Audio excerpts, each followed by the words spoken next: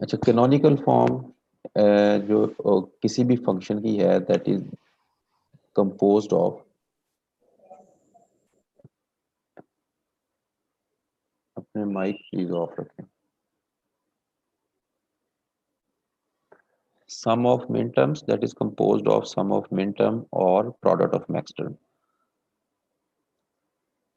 ठीक है, अगर कोई फंक्शन इस फॉर्म में लिखा हुआ है, यानी कि कोई फंक्शन अगर सम ऑफ मिन टर्म या प्रोडक्ट ऑफ मैक्स टर्म की फॉर्म में लिखा हुआ, तो उसको हम कहेंगे कि ये फंक्शन इन कैनोनिकल फॉर्म में लिखा हुआ है। अच्छा, अब मिन टर्म और मैक्स टर्म क्या होती हैं, इनको समझने के लिए पहले जो बेसिक कॉन्सेप्ट है वो हमें ऑलरेडी पता है, उसको जस्ट मैं रिवाइज कर रहा हूँ। कि कोई भी वेरिएबल है, जिस तरह एक्स एक वेरिएबल है, अगर वो किसी इक्वेशन में अपीयर हो रहा है तो वो या तो अपनी ओरिजिनल फॉर्म में अपीयर होगा या अपनी कम्प्लीमेंटेड फॉर्म में अपीयर होगा। ठीक है, या जिस तरह के वो या तो एक्स के तौर पे आएगा, जिस तरह Y is equal to X dot Y C, इस तरह से लिखा होगा, या फिर वो अपनी कम्प्लीमेंटेड फॉर्म में होगा। ठीक है जी। अगर दो वेरिएबल्स हैं, जिस तरह इनपुट वेरिएबल है एक्स और वाई, तो इनके मैक्सिमम कम्बिनेशन कितने बनते हैं, 4।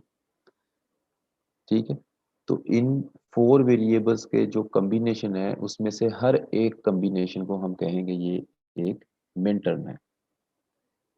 हर कम्बिनेशन को हम कहेंगे ये एक मिन टर्म है, या हम उसको स्टैंडर्ड प्रोडक्ट भी कहते हैं। क्योंकि जो मिन टर्म है वो अ, इस फॉर्म में होती है कि जिस तरह अगर दो वेरिएबल हैं एक्स वाई, तो जो मिन टर्म है उसको हम रीड करेंगे एक्स डॉट वाई। ठीक है, एक्स डॉट वाई, इस तरह से हम उसको रीड करिए, उसकी आउटपुट है, या उसको आप ये कह लें कि उसकी जो आउटपुट ही इसको कह लें, या इस जो आउटपुट है ये दो वेरिएबल के कॉम्बिनेशन से या ये जीरो होगी या ये वन होगी। अगर हम इन वेरिएबल्स की वैल्यूज को कंसीडर करें, जिस तरह एक्स और वाई अगर दो वेरिएबल हैं, तो इनकी वैल्यू या जीरो हो सकती है या वन, तो हम जो नॉर्मली ट्रुथ टेबल बनाते हैं उसमें हम वैल्यूज लिखते हैं, इस तरह जीरो जीरो, फिर दूसरी वैल्यू हम लिखते हैं जीरो वन, फिर वन जीरो, और फिर वन वन, ये 4 वैल्यूज हम लिखते हैं।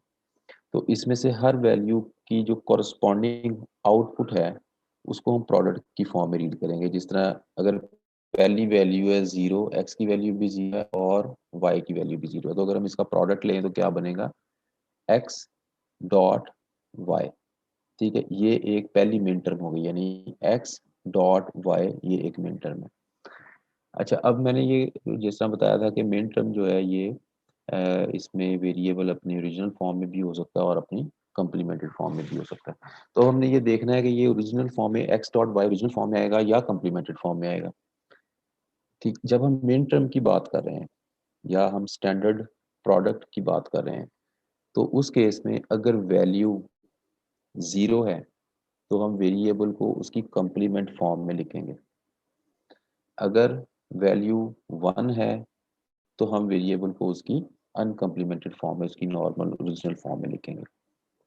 ठीक है, तो अब मैंने जो आपको पहली मिन टर्म बताई थी जिसमें कि एक्स की वैल्यू भी जीरो है और वाई की वैल्यू भी जीरो है, तो इसकी मिन टर्म को अब हम क्या कैसे रीड करेंगे, क्योंकि आप देखें जीरो जीरो है, दोनों एक्स भी जीरो वाई भी जीरो, तो यहाँ पे जो वेरिएबल्स एक्स और वाई हैं वो अपनी कम्प्लीमेंटेड फॉर्म में अपीयर होंगे। तो हम इसकी जो मिन टर्म लिखेंगे वो इस तरह से लिखेंगे, X complement dot Y complement.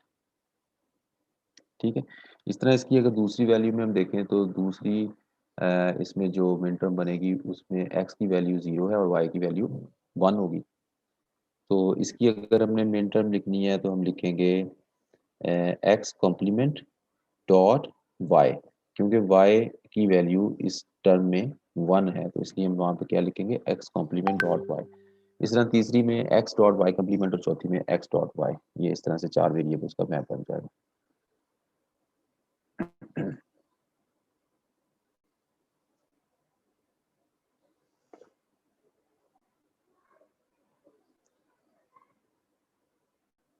इसलिए आप लोगों के माइक मैंने ऑफ किए हुए हैं, तो अगर किसी ने कोई क्वेश्चन पूछना हो तो वो रेज योर हैंड, तो मैं फिर आपका माइक ओपन कर दूंगा, फिर आप पूछ सकते हैं।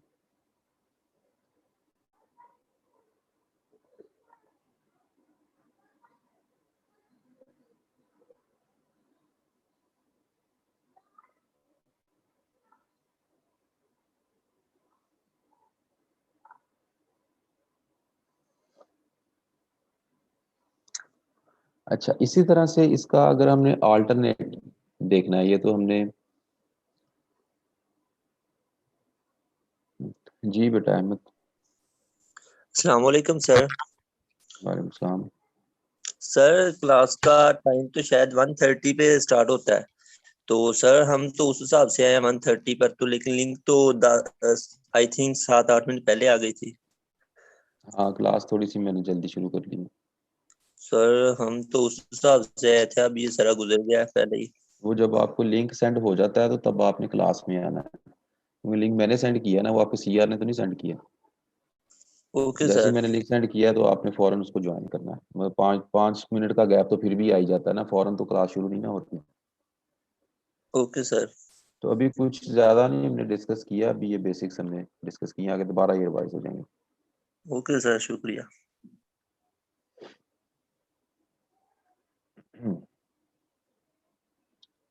अच्छा, इसमें इसका अल्टरनेट जो है, जिस तरह इस मिड टर्म को हम क्या कहते हैं, स्टैंडर्ड प्रोडक्ट।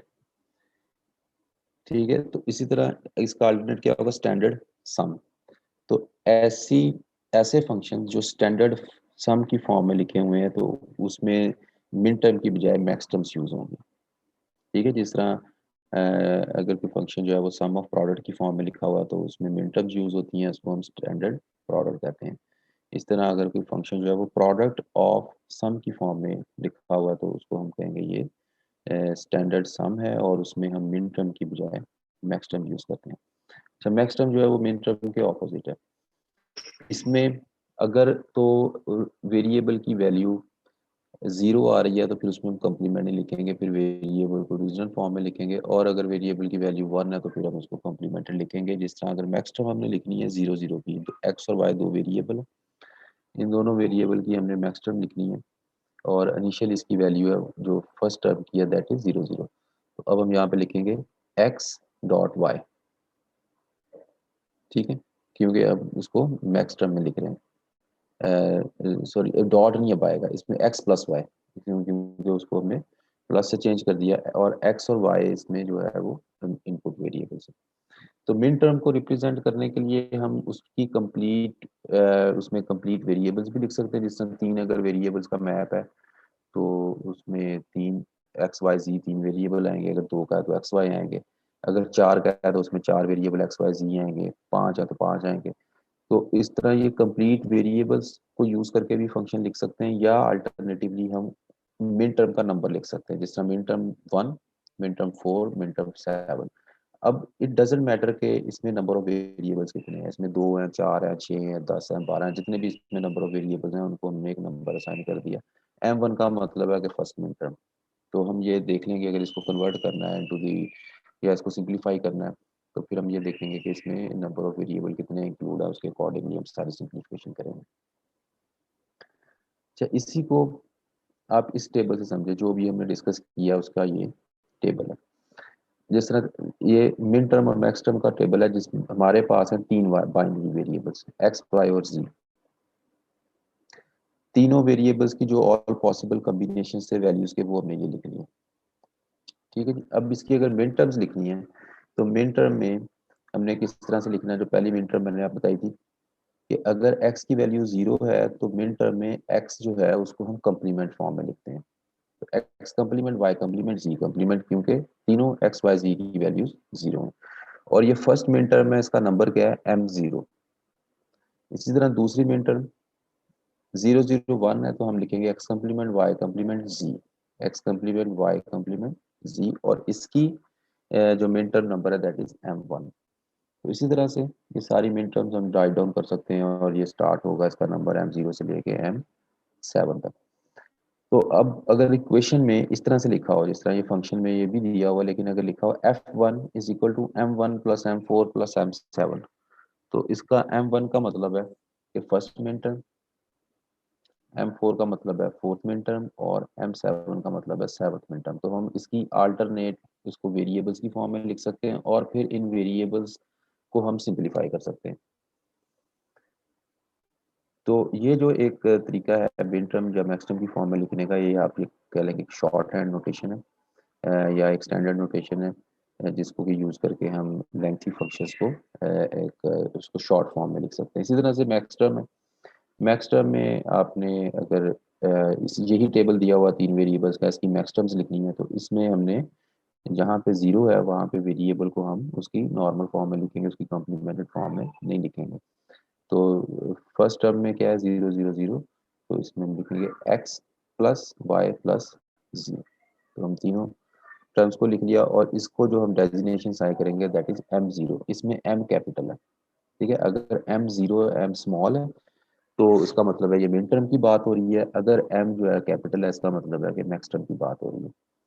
और मिन टर्म को स्टैंडर्ड प्रोडक्ट भी कहते हैं क्योंकि इसमें तीनों वेरिएबल जो है ये मल्टीप्लाई हो रहे हैं, प्रोडक्ट इनके दरम्यान में डॉट का साइन है। और मैक्स टर्म को स्टैंडर्ड सम भी कहते हैं क्योंकि इसमें जो इनपुट वेरिएबल है वो सारे ऐड अप हो रहे हैं। अच्छा, अगर उसके बाद ये एक 3 वेरिएबल का मैप है और ये इस फंक्शन की आउटपुट है, ठीक है। इसमें आप देखें कि आउटपुट कहीं पे नहीं रिप्रेजेंट की गई थी, इसमें जस्ट हर जो टर्म है उसकी कॉरस्पॉन्डिंग मिन टर्म को शो किया गया। अगर 3 वेरिएबल्स हैं उसमें उसकी ये f1 जो है आउटपुट है, ठीक है। आउटपुट क्या है जी, फर्स्ट टर्म में 0 आ गया, 1 आ गया, फिर 0 0 0 1, ये इसकी आउटपुट। अब इन आउटपुट कैसे आई, ऑब्वियसली ये तीनों जो इनपुट हैं ये इनके ऊपर हमने कोई ऑपरेशन परफॉर्म किया और एज ए रिजल्ट हमें ये आउटपुट मिली। इसी तरह इन तीनों के ऊपर कोई ऑपरेशन परफॉर्म किया तो ये आउटपुट मिली। अब वो ऑपरेशन क्या था, कैसे आई ये आउटपुट, तो इसमें जहां जहां पे 1 होगा आउटपुट में, ठीक है, जिस तरह ये इस लोकेशन पे 1 है, इधर 1 है, इधर 1 है, इसमें 4 1 है।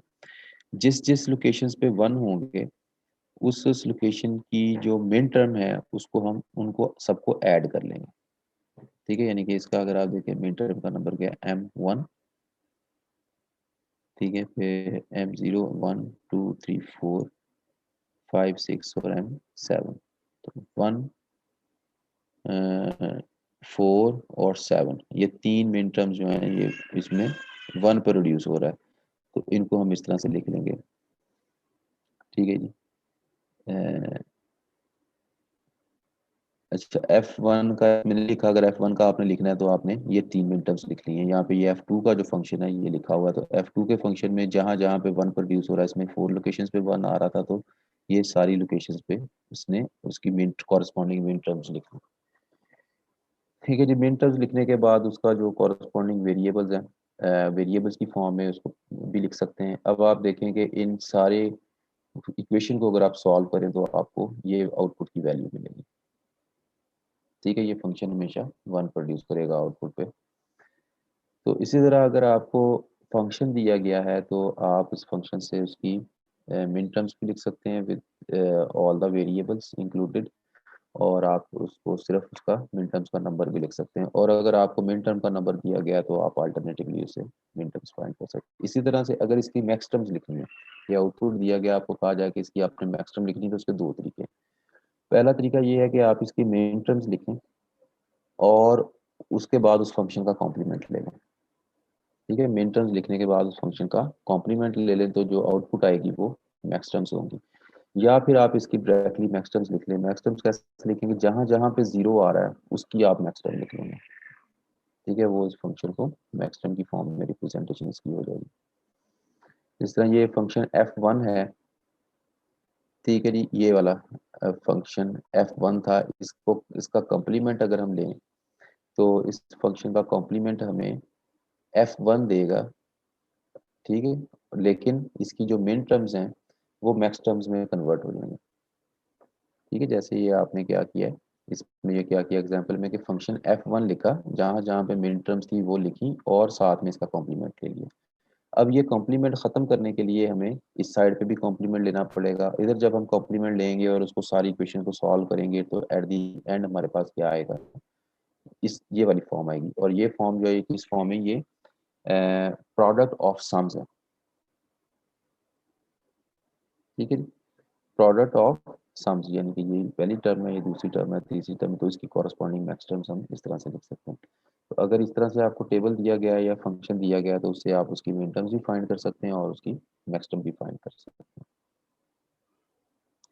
अब ऐसे फंक्शंस जो कि मिन टर्म मैक्स टर्म की फॉर्म को यूज करके लिखे गए हैं, ठीक है। और इसमें एक और चीज ये है कि जब आपको ये कहा जाए कि ये फंक्शन मिन टर्म में है या मैक्स टर्म में है, तो उसमें हर टर्म में जो इनपुट, जितने भी इनपुट वेरिएबल है उनकी रिप्रेजेंटेशन लाजमी होगी, ठीक है। जैसे आप अगर ये वाली इक्वेशन देखें तो इसमें आप देखें हर टर्म में 3 वेरिएबल हैं, ठीक है। कोई ऐसी टर्म नहीं है जिसमें 2 वेरिएबल हो या 1 वेरिएबल हो।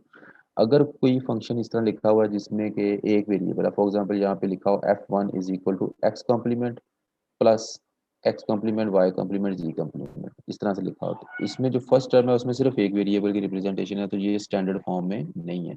इसको हम ये कैनोनिकल फॉर्म में नहीं कह सकते, हम कहेंगे ये फंक्शन जो है, ये फंक्शन तो है, बुलियन फंक्शन तो है, लेकिन ये स्टैंडर्ड फॉर्म या कैनोनिकल फॉर्म में नहीं है। तो कैनोनिकल फॉर्म में कोई फंक्शन उस वक्त होगा जब उसकी हर टर्म में तमाम इनपुट वेरिएबल की रिप्रेजेंटेशन हो, चाहे कम्प्लीमेंटेड फॉर्म में, चाहे अनकम्प्लीमेंटेड फॉर्म में। तो ऐसा बुलियन फंक्शन जिसमें के मिन टर्म और मैक्स टर्म को यूज करके फंक्शन लिखा है उसको हम कहेंगे that function is in canonical form. अगर कोई फंक्शन जो है वो ऑलरेडी कैनोनिकल फॉर्म में ना हो या स्टैंडर्ड फॉर्म में ना हो, जैसे ये स्टैंडर्ड फॉर्म में फंक्शन हम लिखते क्यों हैं? इसको रीड करना या इसको सिंप्लीफाई करना या इसको मिन टर्म्स की फॉर्म में लिखना ये ज़्यादा आसान होता है एज कम्पेयर टू अगर कोई फंक्शन वो स्टैंडर्ड फॉर्म में नहीं है, उसको हम मिन टर्म्स की फॉर्म में नहीं लिख सकते। तो किसी भी फंक्शन को मिन टर्म की फॉर्म में रिप्रेजेंट करने का मकसद सिर्फ और सिर्फ उसकी इजी टू अंडरस्टैंड और उसकी शॉर्ट हैंड नोटेशन है। तो अगर कि हम किसी बूलियन फंक्शन को उसकी स्टैंडर्ड फॉर्म में लिखना चाहते हैं, यानी विद एनी रीजन के हम उसको सॉल्व करना चाह रहे हैं या सॉल्व करने के बाद उसको स्टैंडर्ड फॉर्म में लिखना चाह रहे हैं या उसको हम इन टर्म्स की फॉर्म में आगे हमने जो डिजाइनर है उसको पास ऑन करना है या फॉर वट एवर रीजन, तो फंक्शन अगर ऑलरेडी स्टैंडर्ड फॉर्म में नहीं है तो उसको हम पहले स्टैंडर्ड फॉर्म में कन्वर्ट करेंगे। जब हम उसको स्टैंडर्ड फॉर्म में कन्वर्ट करेंगे देन हम उसको कॉरस्पॉन्डिंग मिन टर्म्स का नंबर असाइन कर सकते हैं। जी बेटा, दिया। अस्सलाम वालेकुम सर। वालेकुम सलाम। सर एक दफा कैनोनिकल फॉर्म और स्टैंडर्ड फॉर्म दोबारा बता दें। ऐसा कोई भी फंक्शन जो मिन टर्म्स को यूज करके या मैक्स टर्म्स को यूज करके लिखा हुआ उस फंक्शन को हम कहेंगे ये फंक्शन कैनोनिकल फॉर्म है, ठीक है। और कैनोनिकल फॉर्म आप ये कह सकते हैं कि एक स्टैंडर्ड फॉर्म है जिसमें के तमाम नंबर ऑफ वेरिएबल्स जो हैं वो एग्जिस्ट कर रहे होते हैं, ठीक है। उसकी हर टर्म में तमाम वेरिएबल्स होंगे।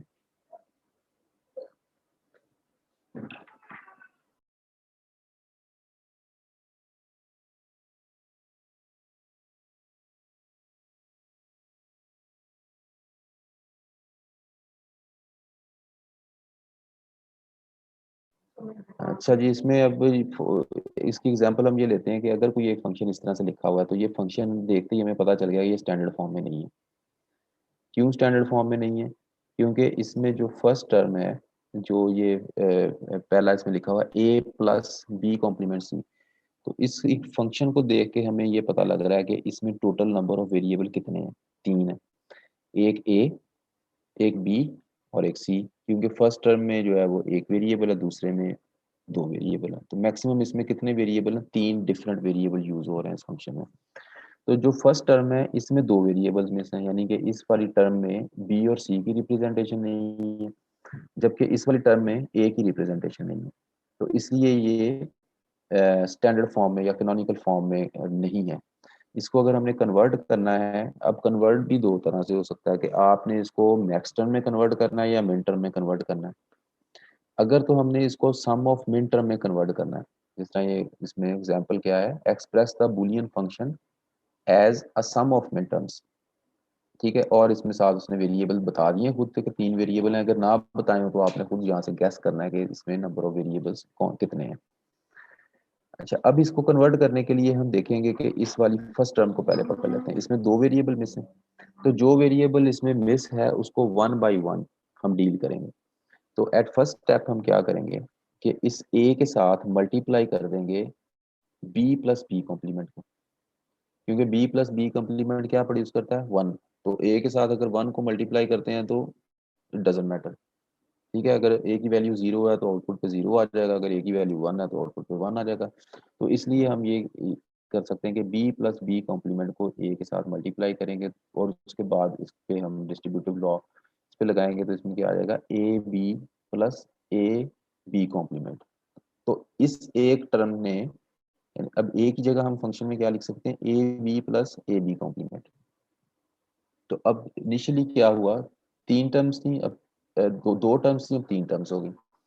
अब इंडिविजुअली अगर इस टर्म को हम देखें जो आउटपुट पे हमें मिली, A B plus A B complement, तो इन दोनों टर्म्स में सी जो है वो मिस है, सी की रिप्रेजेंटेशन नहीं है। तो अब हम क्या करेंगे कि दोनों टर्म्स के साथ सी प्लस सी कॉम्प्लीमेंट को मल्टीप्लाई कर देंगे, क्योंकि सी इसमें मिस था। तो A B into C plus C complement, इसी तरह यहाँ पे सी प्लस सी कॉम्प्लीमेंट। तो और उसके बाद हम इसको ए बी को अगर मल्टीप्लाई कर देंगे, डिस्ट्रीब्यूट कर देंगे दोनों वेरिएबल्स पे, तो ये हमें चार टर्म्स मिल जाएंगी। अब ये चारों टर्म्स जो हैं इनमें तीनों जो वेरिएबल हैं ए बी सी उसकी रिप्रेजेंटेशन है। तो इस ए की जगह अब हम ये चार वेरिएबल लिखेंगे। ठीक है, अब हम अपने दूसरे टर्म की तरफ, जो कि थी बी कॉम्प्लीमेंट सी, इसमें ए मिस था, तो इसी तरह ए प्लस ए कॉम्प्लीमेंट के साथ इस टर्म को मल्टीप्लाई करेंगे तो हमें ये वाली दो टर्म्स मिल जाएंगे। तो ओवरऑल अगर हम इस फंक्शन को, जो कि कैनोनिकल फॉर्म में नहीं था, इसको हमने सम ऑफ मिन टर्म्स में लिखा, यानी उसको सॉल्व किया, तो हमें function f is equal to this, ये हमें टर्म्स मिल गई।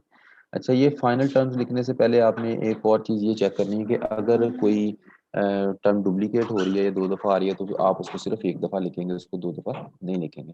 यानी किसी भी फंक्शन में ऐसे नहीं हो सकता कि f is equal to M zero plus M zero plus M one plus M zero, इस तरह नहीं होगा। एम जीरो सिर्फ एक ही दफ़ा आएगी फंक्शन में, ठीक है, क्योंकि एम जीरो जो भी आउटपुट प्रोड्यूस कर रही है उसको आप 10 दफ़ा रिप्रेजेंट कर दें या एक दफ़ा रिप्रेजेंट कर दें, फंक्शन के ऊपर ओवरऑल उसका उसके वेट पे कोई फर्क नहीं पड़ता। तो इसलिए आपने डुप्लीकेट्स को रिमूव करना है और फाइनली आपको जो टर्म मिलेगी वो ये मिल जाएगी। इसके बाद इस टर्म की आप कॉरस्पॉन्डिंग मिन टर्म फाइंड करें, यानी ए बी सी, इसकी कॉरस्पॉन्डिंग मिन टर्म क्या है, तो ए बी सी का मतलब है 1 1 1, तो इसकी मिन टर्म होगी M7।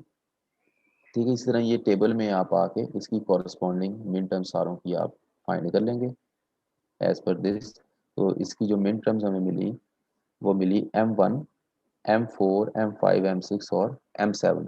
तो इनिशियली जब आप करेंगे तो मे बी ये ऑर्डर में ना हो, यानी ये वाला जो फंक्शन आप लिखेंगे इसकी ऑर्डरिंग नहीं होगी, जिस तरह यहाँ पे ये लिखा हुआ है कि ए बी सी पहले आ रहा है, यानी M7 पहले आ रही है, फिर ए बी सी कॉम्प्लीमेंट आ रहा है, तो ये रिप्रेजेंट कर रहा है M6 को। ठीक है, तो ये ऑर्डर में नहीं, तो इनिशियली आप इसकी सारी मिन टर्म्स लिखने के बाद फिर उससे अगले स्टेप में क्या करेंगे, उसको ऑर्डर कर देंगे, M1 से स्टार्ट करेंगे और M7 तक जाएंगे, तो ये फंक्शन जो है ये सम ऑफ मिन टर्म्स की फॉर्म में आ गया। अगर कोई function already sum of min term की फॉर्म में, तो मैंने आपको बताया था कि आप उसका जस्ट नंबर भी लिख सकते हैं। ठीक है, मिन टर्म आपने लिखी, इसको आप इस फॉर्म में भी लिख सकते हैं। ठीक है, इसको आप ब्रीफ नोटेशन कहते हैं। ये आपने क्या करना है कि फंक्शन ए बी सी, यानी कि ये फंक्शन तीन वेरिएबल इसमें इन्वॉल्व हैं ए बी सी, और ये फंक्शन क्या है, समेशन साइन। समेशन रिप्रेजेंट करता है कि इन सारी टर्म्स को आपने सम अप करना है, इसके अंदर जो भी लिखी है उनको सम अप करना है। तो समेशन इंटू 1 4 5 6 7, तो ये 1 4 क्या है, बेसिकली मिड टर्म का नंबर है 1 4 5 6 7। तो इस फॉर्म में भी अगर फंक्शन लिखा हुआ है तो आप समझ जाएं कि ये एक स्टैंडर्ड फॉर्म में लिखा हुआ है और ये सम ऑफ मिड टर्म की फॉर्म में है।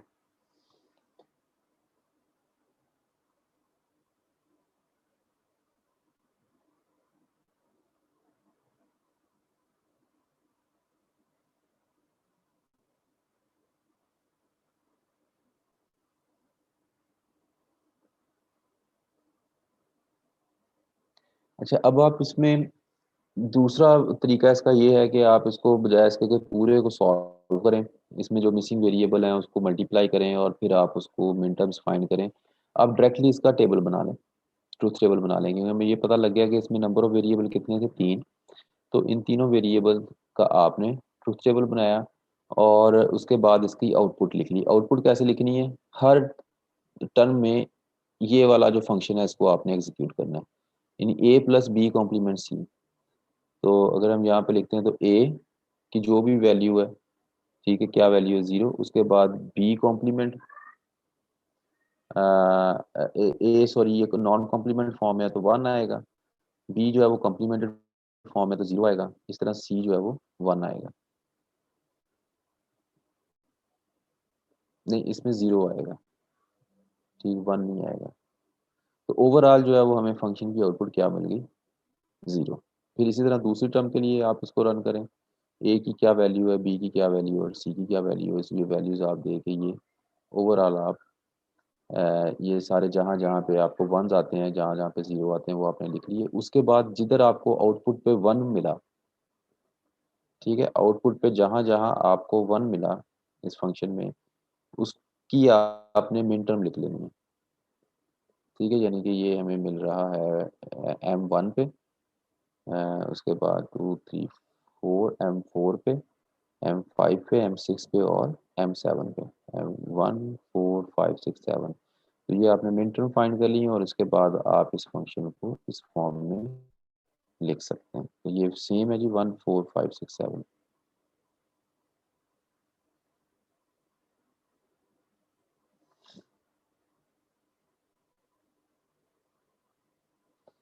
अच्छा जी, उसके बाद है जी प्रोडक्ट ऑफ मैक्स टर्म। इसी तरह से अगर आपने किसी फंक्शन को अगर मैक्स टर्म की फॉर्म में रिप्रेजेंट करना है, ये बूलियन फंक्शन दिया गया है और आपको अभी एग्जांपल क्या है कि आपने इस फंक्शन को रिप्रेजेंट करना है into the product of max term. उसके लिए आपने करना क्या है कि सबसे पहले तो इस फंक्शन को आपने और टर्म्स में लिखना है, ठीक है। इसको आप और टर्म्स में किस तरह से लिखेंगे, इसमें जिस तरह X Y plus X complement Y, तो इसमें से आपने इसका डायरेक्टली या तो कॉम्प्लीमेंट ले लें, ठीक है, इस फंक्शन का कॉम्प्लीमेंट ले लें, या इसको आप प्रोडक्ट ऑफ सम में कन्वर्ट कर लें, ठीक है। अब डिस्ट्रीब्यूटिव लॉ को आपने यूज़ करना है, वो उसके थ्रू आप इसको आसानी से इसमें कन्वर्ट कर सकते हैं, ठीक है। जिस तरह X Y plus X complement, फिर इसी तरह एक्स वाई प्लस जी कॉम्प्लीमेंट, यानी एक्स कॉम्प्लीमेंट को एक दफ़ा एक्स वाई से मल्टीप्लाई कर दिया और फिर जी को एक दफ़ा एक्स वाई से मल्टीप्लाई कर दिया, तो ये टर्म आ गई। उसके बाद आपने एक्स वाई को इसी तरह से एक्स कॉम्प्लीमेंट को एक्स के साथ मल्टीप्लाई किया और फिर इसी तरह एक्स कॉम्प्लीमेंट को वाई के साथ मल्टीप्लाई किया, तो ये दो टर्म्स आ गई। फिर z को x के साथ मल्टीप्लाई ऐड किया और फिर z को y के साथ ऐड किया और इन दोनों को मल्टीप्लाई किया, तो ये दो टर्म्स आ गए। इनमें से जो कॉमन है वो आपने सिर्फ एक दफ़ा लिखना है और जो अनकॉमन है वो आपने उसको लिख के, तो ये आपने इस फंक्शन को क्या किया कि प्रोडक्ट ऑफ सम्स की फॉर्म में लिख लिया। अब प्रोडक्ट ऑफ सम के बाद आपने देखना है कि इसमें टोटल जो वेरिएबल है वो 3 है, इसमें भी एक्स वाई और जी। अब जो फर्स्ट वाली टर्म है एक्स कॉम्प्लीमेंट प्लस वाई, इसमें हम देखें कि जी जो है वो मिस है, यानी X complement plus Y plus Z होना चाहिए था, तो जी इसमें मिस है, जो टर्म इसमें मिस है उसको हम क्या करेंगे, जी डॉट जी कॉम्प्लीमेंट इसमें ऐड कर देंगे, ठीक। जी डॉट जी कॉम्प्लीमेंट हमने इस वाली टर्म में ऐड किया और इसको भी बाद में हम डिस्ट्रीब्यूटिव लॉ के थ्रू डिस्ट्रीब्यूट कर देंगे इन दोनों टर्म्स पे, तो हमें ये मिलेगी एक दफ़ा X complement plus Y plus Z और दूसरी हमें मिलेगी X complement plus Y plus जी कॉम्प्लीमेंट। इन दोनों को हमने प्रोडक्ट कर लिया। इस तरह तीनों में से जो जो वेरिएबल मिस है, यहाँ पे हमें वाई मिस नज़र आ रहा है तो वाई डॉट वाई कॉम्प्लीमेंट के साथ मल्टीप्लाई करेंगे, इधर एक्स मिसिंग है तो एक्स डॉट एक्स कॉम्प्लीमेंट के साथ मल्टीप्लाई करेंगे, तो ओवरऑल हमें ये वाली टर्म्स मिल जाएंगी जो कि प्रोडक्ट ऑफ सम्स की फॉर्म में। इसमें से भी जो कॉमन है वो सिर्फ एक दफ़ा लिखेंगे और एट दी एंड फिर हम इसको इस कॉरस्पॉन्डिंग मैक्स टर्म नंबर इसको साइन कर दें, या आप कॉरस्पॉन्डिंग मैक्स टर्म सिर्फ लिख दें, जिस तरह M0 dot M2 dot M4 dot M5। इसमें प्लस नहीं आएगा, इसमें डॉट है क्योंकि ये sum of product of sums है, ठीक है। ये प्रोडक्ट हो रहा है और ये भी सम्स है और ये भी सम्स है, और इसी को आप शॉर्ट फॉर्म में लिख सकते हैं। जिस तरह फंक्शन लिखेंगे आप एक्स वाई जी, तीन वेरिएबल्स का फंक्शन है और ये वाला सिंबल जो है ये रिप्रेजेंट कर रहा है प्रोडक्ट को, तो प्रोडक्ट इंटू 0245 ये हमने लिखना है, ठीक है जी। अब हमने क्या पढ़ा कि हम मैक्स टर्म्स क्या होती हैं, मिन टर्म्स क्या होती हैं, इसको हम क्यों यूज़ करते हैं, और अगर कोई फंक्शन ऑलरेडी मिन टर्म या मैक्स टर्म में नहीं है तो उसको मिन टर्म या मैक्स टर्म में या कैनोनिकल फॉर्म में हम कैसे कन्वर्ट कर सकते हैं। अब अगर कोई फंक्शन ऑलरेडी मिन टर्म में है तो उस फंक्शन को हम मैक्स टर्म में कन्वर्ट कर सकते हैं, और अगर कोई फंक्शन ऑलरेडी मैक्स टर्म में है तो उसको हम मिन टर्म में कन्वर्ट कर सकते हैं। अच्छा, 1 मिनट में आप लोगों की अटेंडेंस ले लूँ।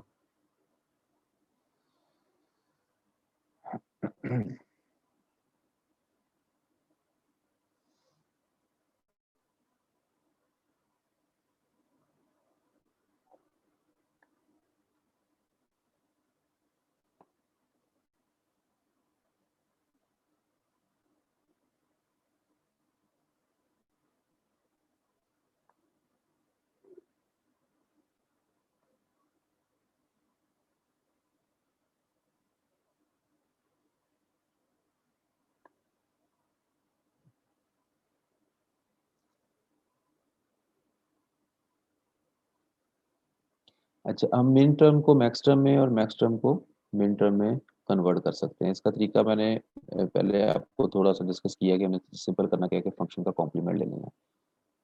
ठीक है, जिस तरह ये अगर फंक्शन का ऑलरेडी ये फंक्शन लिखा हुआ है, इसका हम कॉम्प्लीमेंट लेंगे तो ये कॉम्प्लीमेंट क्या करेगा, इस मिन टर्म को मैक्स टर्म में कन्वर्ट कर देगा। तो सिंपली हम ये लिख सकते हैं कि आपको इसको ज़्यादा सॉल्व करने की जरूरत नहीं, आप शॉर्ट हैंड नोटेशन में डायरेक्टली अगर m0 plus m2 plus m3 लिखा है, इसका कॉम्प्लीमेंट लेंगे तो कॉम्प्लीमेंट किसके बराबर होगा, m0 complement dot m2 complement dot m3 complement. और m0 कॉम्प्लीमेंट का मतलब है कि m0 यानी कैपिटल m0।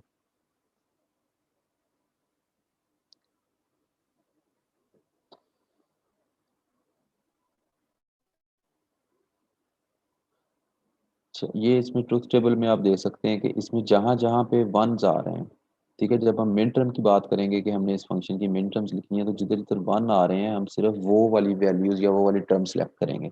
और अगर हमें ये कहा जाए कि इसकी मैक्स टर्म लिखनी है तो जहां जहां जीरो आ रहे हैं उन वाली वैल्यूज को हम सिर्फ कंसीडर करेंगे। ठीक है, उसमें वन वाली वैल्यू इग्नोर करेंगे मैक्स टर्म में, जबकि मिन टर्म में हम जीरो वाली वैल्यू इग्नोर करेंगे।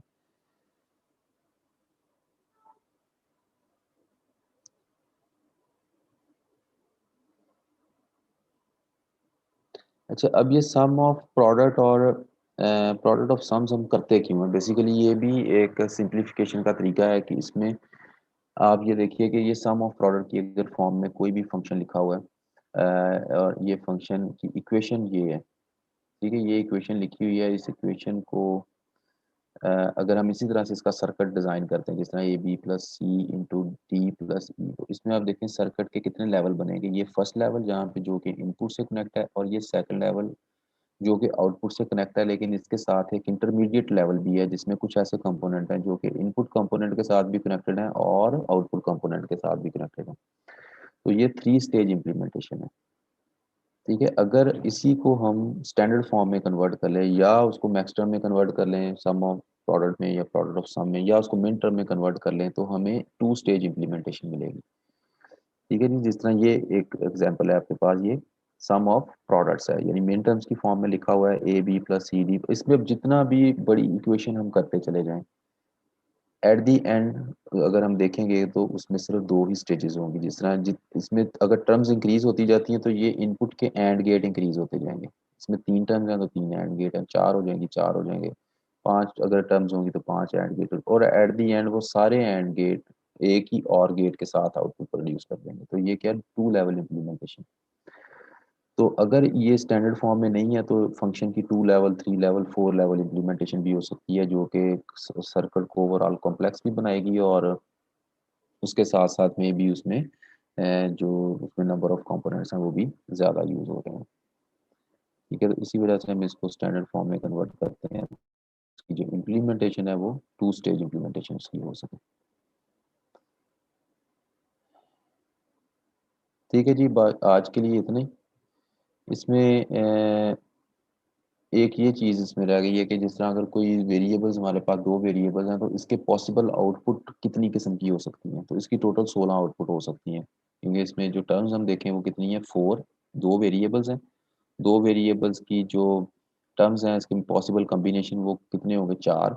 और 4 के आगे पॉसिबल कम्बिनेशन कितने हो सकते हैं, 16। तो कोई भी फंक्शन वेरिएबल उसके 16 डिफरेंट आउटपुट फंक्शन, उसकी डिफरेंट आउटपुट्स हो सकती हैं, डिपेंड्स ऑन के अगर इनपुट वेरिएबल दो हैं। अगर इसी तरह इनपुट वेरिएबल 3 होंगे तो उसकी जो कॉरस्पॉन्डिंग आउटपुट है, नंबर ऑफ आउटपुट, वो भी फंक्शन की ज़्यादा हो जाएंगे।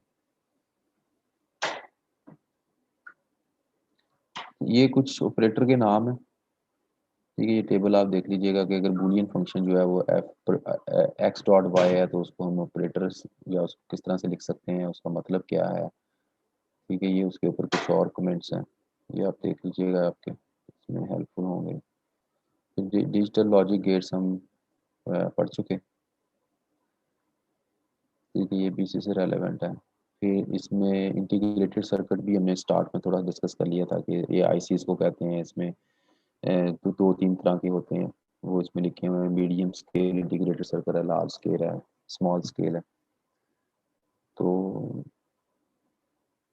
फिर ये डिजिटल फैमिली से रेलेवेंट कुछ कंपोनेंट्स हैं, जिस तरह ट्रांजिस्टर है, और ये कुछ और कंपोनेंट हैं जो कि कंप्यूटर में उनकी जस्ट डेफिनेशन है। तो इसके साथ ये हमारा चैप्टर कंप्लीट हो गया, चैप्टर 2। तो इसको आप जो पढ़ लीजिएगा एक दफ़ा, जो हमने आज डिस्कस किया है।